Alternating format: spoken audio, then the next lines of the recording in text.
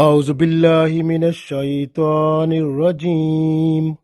بسم الله الرحمن الرحيم. إن الذين كفروا بعد إيمانهم ثم ازدادوا كفرا لن تقبل توبتهم وأولئك هم الضالون.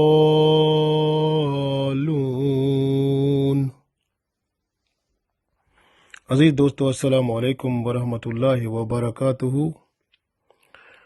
سورہ آل عمران آیت نمبر 90 تلاوت کی ہے۔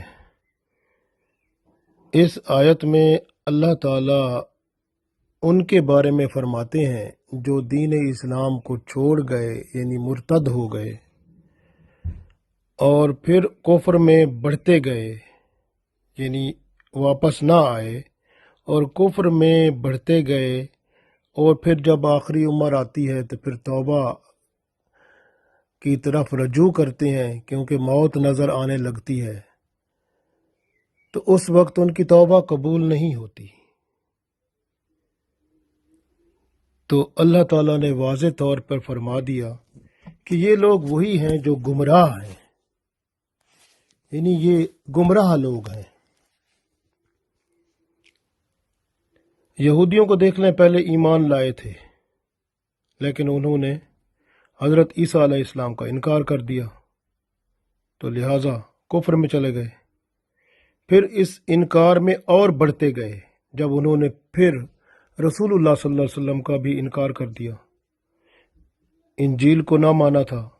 قرآن پاک کو بھی چھوڑ دیا، اس پر بھی ایمان نہ لائے، تو وہ اپنے کفر میں اور بڑھتے گئے۔ تو اس لیے جو شخص ایمان لاتا ہے، جانتا ہے، اس کے پاس واضح دلائل آ چکے ہوتے ہیں اور وہ سمجھ چکا ہوتا ہے، اس کے بعد وہ اگر چھوڑ دیتا ہے اور کفر میں چلا جاتا ہے تو وہ اپنے ساتھ زیادتی کرتا ہے۔ جس طرح یہودیوں کے کتابوں میں، عیسائیوں کے کتابوں میں، بائبل میں اور تورات میں یعنی موجود تھا، انجیل میں، تورات میں رسول اللہ صلی اللہ علیہ وسلم کے بارے میں مکمل طور پر بیان تھا، آپ صلی اللہ علیہ وسلم کا حلیہ مبارک بھی بتایا گیا تھا، مکمل طور پر وہ ایمان لے آئے تھے۔ اس لیے تو یہود کافی لوگ مختلف علاقوں سے مدینہ کے قرب و جوار میں جمع ہو گئے تھے اور اپنے وہاں گھر بنا لیے تھے اور رسول اللہ صلی اللہ علیہ وسلم کا انتظار کر رہے تھے۔ لیکن کیا ہوا کہ وقت کے ساتھ ساتھ جب رسول اللہ صلی اللہ علیہ وسلم ظاہر ہوئے تو پھر انہوں نے کہا، یا آپ صلی اللہ علیہ وسلم تو بنی اسرائیل سے آنا چاہیے تھا، لیکن یہ تو بنی اسماعیل سے آ گئے، تو لہٰذا ان میں حسد پیدا ہوا، اور یہ حسد جو تھا یہ تعصب بنا، اور پھر دنیا کی رنگ رنگینیاں بھی تھیں کہ دنیا کی رون کے لوگ ان کے پاس آتے تھے، ان کے علماء کرام کے پاس، حتیٰ کہ لوگ ان کو سجدہ تک کرتے تھے، اور ان کے ہاں وہ اپنے مسائل بیان کرتے، حل چاہتے، اور اس طرح سے انہوں نے رسول اللہ صلی اللہ علیہ وسلم کے بارے میں جو کتابوں میں موجود تھا، پھر انہوں نے لوگوں کو غلط رہنمائی دی۔ تو اس طرح سے وہ خود بھی منکر ہوئے اور دوسروں کو بھی منکر کیا۔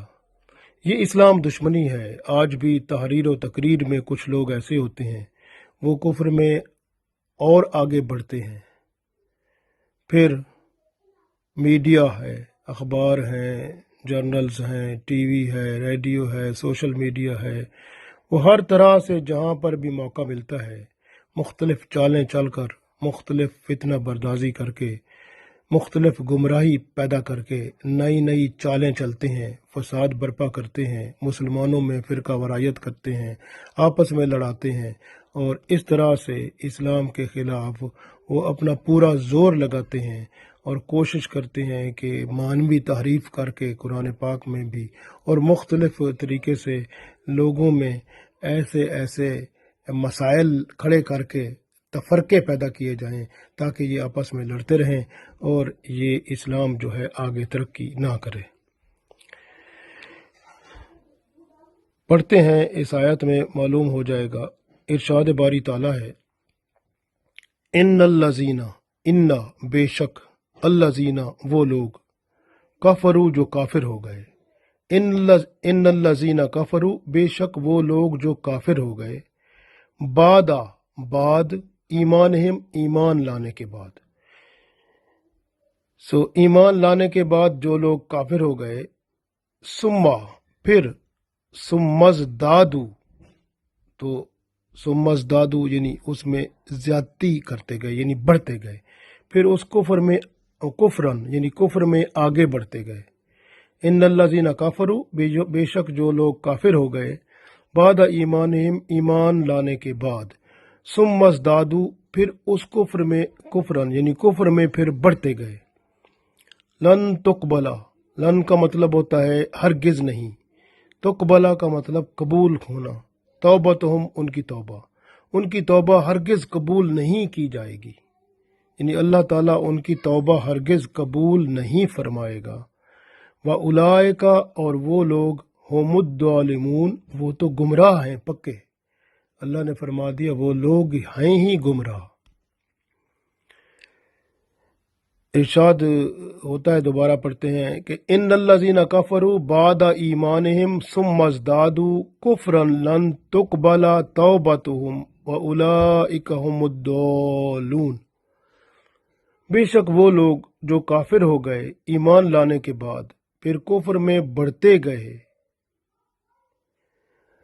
ہرگز قبول نہیں کی جائے گی ان کی توبہ، اور وہ لوگ ہیں ہی گمراہ۔ غور کریں، جو لوگ منکر ہوتے ہیں یعنی ایمان لانے کے بعد انکار کر دیتے ہیں، چھوڑ دیتے ہیں اسلام کو، مرتد بن جاتے ہیں، کفر میں چلے جاتے ہیں، مرتے وقت تک وہ گمراہی میں ہی رہیں گے اور ان کی توبہ قبول نہیں کی جائے گی۔ یہ ایسے لوگ ہیں کہ جو اللہ کے راستے سے روکنے کی بھی بھرپور کوشش کرتے رہتے ہیں، یعنی دوسروں کو، خود تو گمراہ ہوئے، دوسروں کو بھی گمراہ کرنے کی پوری کوشش میں لگے رہتے ہیں۔ ایسے لوگ ہیں جو اللہ کے راستے سے روکنے کی بھرپور کوشش کرتے رہتے ہیں، چاہے وہ میڈیا پر بات کر کے گمراہی پھیلائیں، اخباروں میں، ریڈیو پر، ٹی وی میں، سوشل میڈیا پر، جہاں بھی ان کو موقع ملتا ہے وہ اپنا پورا زور لگا کر لوگوں کو گمراہ کرنے پر ایڑی چوٹی کا زور لگا دیتے ہیں، شکوک و شبہات پھیلاتے ہیں، بدگمانیاں پھیلاتے ہیں، دلوں میں وسوسہ تک ڈالتے ہیں اور اپنا زور پورا لگا دیتے ہیں۔ اسلام کے نور کو روکنے میں یہ کبھی کامیاب نہیں ہوتے، کیونکہ اللہ کا دین وہ ہمیشہ وہ پھر ابھر کر سامنے آتا ہے، لیکن یہ اپنی پوری کوشش سے اسلام کو مٹانے کے درپے ہوتے ہیں۔ مگر ہر قسم کے میڈیا کے ذریعے سے آپ دیکھیں کہ یہ پروپیگنڈا کر کے خود ہی ذلیل و رسوا ہو جاتے ہیں، اور ان کا جب وقت قریب آتا ہے مرنے کا تو ان کی توبہ تک قبول نہیں ہوتی، اور نہ ہی یہ ہدایت پاتے ہیں، گمراہی کی حالت میں ہی مر جاتے ہیں اور عذاب الہی میں گرفتار ہوتے ہیں۔ حضرت ابن عباس رضی اللہ تعالیٰ عنہ فرماتے ہیں کہ کچھ لوگوں نے اسلام قبول کیا، مرتد ہو گئے، پھر اسلام میں آئے اور اس کے بعد پھر مرتد ہو گئے، پھر آپ صلی اللہ علیہ وسلم کے پاس آدمی بھیج کر دریافت کرایا، معلوم کیا کہ ان کی توبہ قبول ہو سکتی ہے، تو حکم ملا کہ ان کی توبہ تو قبول نہیں ہو سکتی، کیونکہ یہ آیت اتری، ان الذین کفروا بے شک جو لوگ کافر ہو گئے، بعد ایمانہم ایمان لانے کے بعد، ثم ازدادوا پھر وہ کفر میں کفرن یعنی کفر میں بڑھتے گئے، لن تقبل توبتہم پھر ان کی توبہ تک قبول نہیں ہوگی، اولئک هم الضالون لیکن ہیں پھر وہ گمراہ لوگ، وہ ہیں پکی گمراہ۔ لہٰذا یہ اس میں منافق بھی آ جاتے ہیں، منافق یہی ہوتے ہیں جو اوپر سے کچھ ہوتے ہیں، اندر سے کچھ، بڑی مشکل سے آ کر مسجد میں نماز پڑھتے ہیں شو کرنے کے لیے دوسروں کو کہ ہم مسلمان ہیں، لیکن اندر سے وہ دل کے ساتھ کفر کے ساتھ ملے ہوتے ہیں، تو ان کے ساتھ ان کا وہ جو ہے معاملہ مکمل چلتا رہتا ہے، لیکن اوپر سے شو کرتے ہیں کہ وہ مسلمان ہیں۔ تو کفر پر رہنے والوں کی کوئی نیکی قبول نہیں ہوتی، حتیٰ کہ اگر وہ زمین بھر سونا بھی خیرات کر دیں تب بھی قبول نہیں ہے۔ رسول اللہ صلی اللہ علیہ وسلم سے عبداللہ بن جدان کے بارے میں پوچھا گیا۔ یہ بڑا مہمان نواز ہوتا تھا، غلام بھی آزاد کرتا تھا، کھلانے پلانے میں اور لوگوں کی مدد کرنے میں بڑا مشہور تھا۔ رسول اللہ صلی اللہ علیہ وسلم نے فرمایا کہ اس کی کوئی نیکی کام نہیں آئے گی، کیونکہ اس نے کبھی اللہ کے ہاں جھکا ہی نہیں۔ اس نے کبھی اللہ کے حضور یہ عرض ہی نہیں کیا کہ میری خطاؤں کو تو معاف کر، قیامت کے دن مجھ پہ رحم فرما۔ تو یہ اس طرح کے لوگ ہیں دنیا میں جو خیرات کرتے ہیں، صدقہ کرتے ہیں، بہت کچھ کرتے ہیں، لیکن وہ ایمان جو نہیں ہے تو پھر کچھ بھی قبول نہیں ہوتا۔ مسند احمد میں حدیث ہے، رسول اللہ صلی اللہ علیہ وسلم فرماتے ہیں کہ قیامت کے دن ایک جہنمی کو بلایا جائے گا کہ اس کو کہا جائے گا کہ زمین میں جو کچھ ہے وہ اگر تیرا ہو جائے تو کیا اس کو تو اپنی سزاؤں کے بدلے اپنے فدیے میں دے ڈالے گا؟ تو وہ کہے گا ہاں، جو کچھ مجھے اگر پوری زمین کا سب کچھ بھی مل جائے تو میں سارا خزانہ دے دوں گا، لیکن اپنی سزاؤں سے بچنے کے لیے میں جتنا بھی اس کے علاوہ بھی میرے پاس ہوگا وہ بھی دے دوں گا۔ حکم الہی ہوا کہ اللہ تعالیٰ نے فرمایا اس کو کہ میں نے تو تجھ سے اس سے کم چاہا تھا، کہ اس وقت جب تجھ سے میں نے وعدہ لیا تھا اس وقت تو اپنے باپ آدم علیہ السلام کی پیٹھ میں تھا، تو میں نے تو یہی کہا تھا کہ میرے ساتھ کسی کو شریک نہ کرنا، لیکن تو شریک کرتا رہا، تو میرے خلاف چلتا رہا۔ اسی طرح ایک جنتی کو بلایا جائے گا، پوچھا جائے گا کہ جنت کو کیسا پایا؟ اس نے کہا بہت بہتر پایا۔ تو اس سے پوچھی جائے گی تیری خواہش کیا ہے؟ تو وہ کہے گا کہ مجھے دنیا میں دوبارہ بھیجا جائے تاکہ میں جہاد کروں اور شہید ہو جاؤں، پھر زندہ ہو جاؤں، پھر جہاد کروں، پھر شہید ہو جاؤں، پھر زندہ ہو جاؤں، پھر جہاد کروں، پھر شہید ہو جاؤں، اور اس طرح میں ہوتا رہے میرے ساتھ۔ تو گویا وہ جہاد کر کے جو شہادت کا رتبہ ہے، اس کی شان ہے، اس کو وہ سمجھ چکا ہوگا۔ تو اس لیے آپ غور کریں کہ ہم لوگ جو ہیں، ہمارے سامنے اس وقت دنیا ہے اور دنیا کی رنگینی ہے، اس میں کھو جاتے ہیں۔ جو اصل ہے یعنی اللہ تعالیٰ کی طرف جو صحیح راستہ صراط مستقیم کا ہے اس کو چھوڑ دیتے ہیں، لیکن ہم شیطان کے راستوں پر چل کر نفس کی پیروی کر کے اپنی خواہشات کو پورا کرتے ہوئے اور اپنی آرام و آسائش کو دیکھتے ہوئے ہم آگے بڑھتے رہتے ہیں اور اسلام کی کوئی خبر نہیں رکھتے، کیونکہ اللہ ہمیں نظر نہیں آتا نا۔ تو ایمان بس صرف زبانی ہے اور دل سے تھوڑا ہے۔ دل سے جب ایمان پیدا ہوتا ہے تب بات بنتی ہے۔ تو اس لیے ہمیں اپنی اصلاح کرنی ہے اور اپنے اندر ایمان جو ہے اس کو کامل کرنا ہے اور ایمان کو تر و تازہ رکھنا ہے، تاکہ ہم ہر وقت جو ہے اپنے ایمان کو تر و تازہ بھی کرتے رہیں اور ہر وقت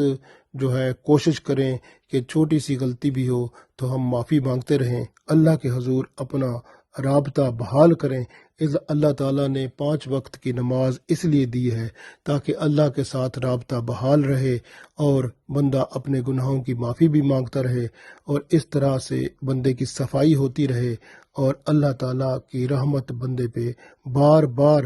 اس کے اوپر برستی رہے، اور اس طرح سے اس کی یہ زندگی بھی بہتر ہو جائے، اور جب اس کا موت کا وقت آئے تو وہ اس وقت اللہ تعالیٰ کے حضور جب حاضر ہو موت کے بعد تو ایمان کی حالت میں دنیا سے رخصت ہو۔ اللہ تعالیٰ سے دعا ہے کہ اللہ تعالیٰ ہمیں بھی ایمان کی حالت میں دنیا سے رخصت فرمائے اور جنت الفردوس میں جگہ عطا فرمائے، آمین۔